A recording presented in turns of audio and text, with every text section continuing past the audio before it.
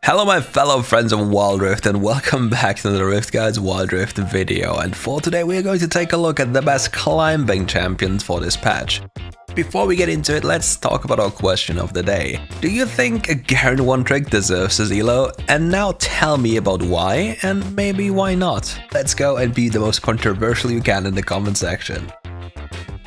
With that out of the way, let's get over to the list. And first we have Jax in the Baron lane. This champion has gotten overbuffed and is now a force to reckon with. Before that he was wreaking havoc in the jungler role, but Riot chose to just butcher him, kind of at least. And now he's going crazy in the Baron lane. He's super easy to play and super annoying to deal with and scales like an absolute monster. For example, in the first wave all he has to do is walk into the wave and press his third ability and then the enemy can't even trade back. It's amazing. But what makes him so problematic to deal with right now, especially in the current meta? So now everything seems to be about dragons, but that's just a lie. The first dragon doesn't really matter too much, it's the dragons that come afterwards, but here's the real deal. Most of the Baron laners will just leave lane to go to their team to help taking down their dragon, but Jax just doesn't need to do so. He just keeps on splitting and takes down that first tower, and if the enemy chooses to leave, he'll get so much gold that the game will be most likely over after that very much early game. So what does he do? At the 5-minute mark, the enemy Baron laner leaves and then Jax gets to work on everything like plates, waves and everything in the upper jungle, maybe even Rift Herald.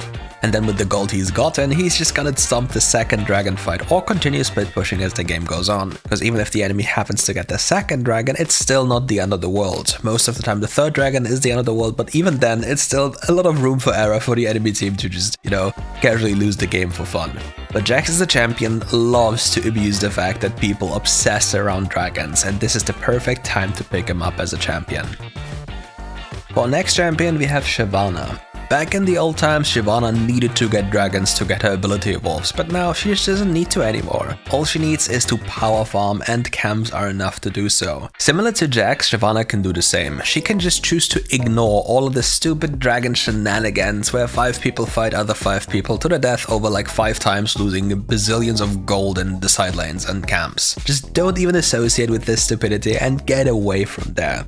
Continue to farm your camps, go for the Herald and break open the top side. You become so unbelievably filthy rich that you'll stomp the second dragon fight similar to Jax or just take the enemy base. It's literally that easy to get elo now. And here's the secret. On Shyvana, start with the dagger and start at the Croc camp. Then just full clear your way up, recall and repeat. You'll farm enough points to just get your first ability evolved before the first dragon most of the time. If you get a Skull Crab and a kill, it will get way easier. But to make it easy on yourself, avoid anything coin flippy. You don't need it anymore. You don't need them super dragons anymore. You're happy with just farming camps and then running down people. And that's what you will do, and this is why the champion is so easy to pilot. You don't have to associate with ganks, you don't have to associate with teammates, no, you don't have to care at all. All you have to do is farm camps, split push, and take down the enemy base. If anything comes into your way, you'll probably just two-shot it whatsoever, because your champion is really lovely once you get fed, and the ability evolves as well. And as your core item build, you'll run Blade of the Rune King and Trinity Force. Those 2 items will allow you to kill anything. Oh, and if that wasn't enough, obviously you have access to Death's Dance, so yeah, you will not die, you'll full heal and you'll run them down because you're able to run Triumph as well. Great, isn't it?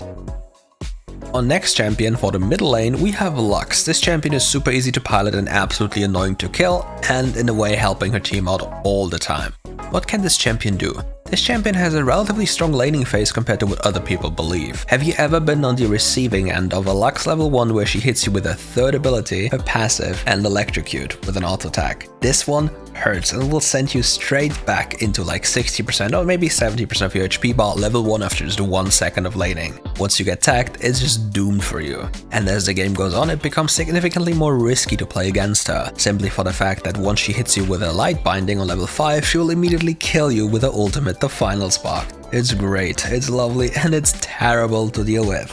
And if that wasn't bad enough already, since you're playing mid lane, you'll get a lot of gold over time, which gives you a lot of access to more AP faster compared to the support role. And this will automatically lead to bigger shields thanks to the buff Lux Shield received prior in the last patch, and obviously due to the raw amount of AP you have. So you'll provide major assistance to your team, you'll have the ability to catch somebody off guard without committing yourself to anything risky, and you can bring vision into the fog of of war thanks to your ultimate whenever you think the enemy is contesting an objective or doing an objective without you knowing.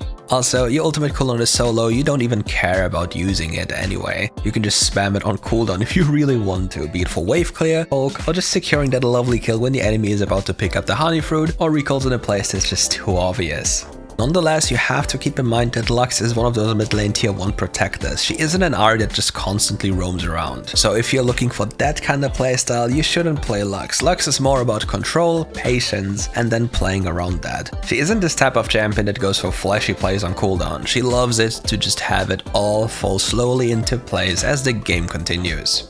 It's that easy, you don't have to be faker to do anything like this, so just go for it. The next champion I have prepared for you is Tristana in the AD carry role. This champion is absurdly good in punishing the enemy champions if they're bad. Similar to Lucian, she can just kill them on repeat, and with the reset nature in her kit with the rocket jump reset on a kill, it just becomes super easy to run them down. Also, another thing that people often forget about Tristana is number 1, how to exhaust her properly. Do you guys know what to do against Tristana? You want to exhaust her shortly before the bomb explodes and not just randomly beforehand. Another thing people seem to forget is the amount of burst damage this champion has combined with the bomb and the ultimate ability. This is insane damage, and on level 5 she'll demolish you even if you killed her before simply for the base damage of her kit. So never forget about that if you face a Tristana, it will be your downfall if you do so. Another thing Tristana exceptionally excels at is destroying towers and taking them down. She just loves placing that bomb into the tower and just take it into the next game. The next thing about this bomb is that if the enemy chooses to stay close to that tower, they'll be poked as well by that bomb, which makes it easier to then kill them afterwards. But there are a few things you should take notice of when you play Tristana. Whenever you use your bomb on a minion wave or the tower, you open up yourself to a little bit of danger because your vital cooldown, which is a lot of your damage, is now on cooldown. And if the enemy knows about this, they'll try to all-in you within that time frame. And then you can actually lose or are forced to blow defensive cooldowns or your offensive cooldowns in a way you don't want to use them, because then you won't get a kill. Just keep that in mind. Last but not least, we have the support role, and here we have Nami. Nami as a champion isn't really that weak, right? She just gets really annoying during the laning phase and hurts you in ways you don't even want to imagine. Normally I would present Karma here, but since Karma is most of the time permanently banned, getting her most of the games is kinda difficult, so she can't be really considered a good climbing champion. You won't ever get to play her. But for Nami, we have an exceptionally powerful laning phase with healing and poke combined, and the ability to influence the fight from afar. Another thing you can do on Nami is you can even go full AP if you truly want so, because buying support items for AD carries that don't really do auto attacks is just a waste of gold. So if you truly want so, you've probably seen other content creators do it, you can rush a Luden's Echo into a Rabadon's Death Cap and truly be a deadly fish. Your damage will be absurd, because Ludens as an item is absolutely powerful and broken on the first item spike. The bonus damage you gain on, for example, hitting your wave will be immense and will truly change the tide of a fight. You'll have lots of fun playing this champion because, well, she's an obnoxious lane bully, and bullying people in lane is